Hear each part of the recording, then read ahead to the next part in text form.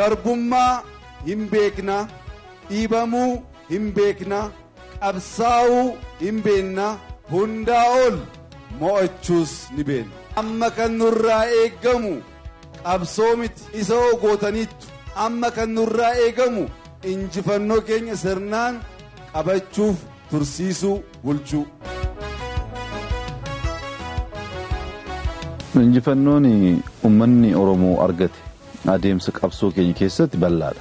Uummanni Oromoo aadaa ofii, seenaa ofii, eenyummaa ofii baruu keessatti injifannoo gurguddaa argachuu danda'ee jira.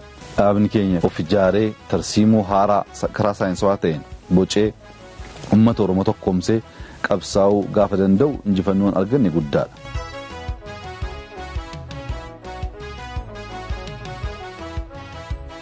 Injifanneerra injifannoo tiksuu qabna, injifannoo eeguu qabna, injifannoon kun akka duubatti hin deebine eeguu qabna alatti kana qabsaa'ee kan fedhe uummata Oromoo waan ta'eef. Dhaabni kun uummata Oromoo gaggeessee uummanni Oromoo qabsaa'ee injifannoo kan fedhe.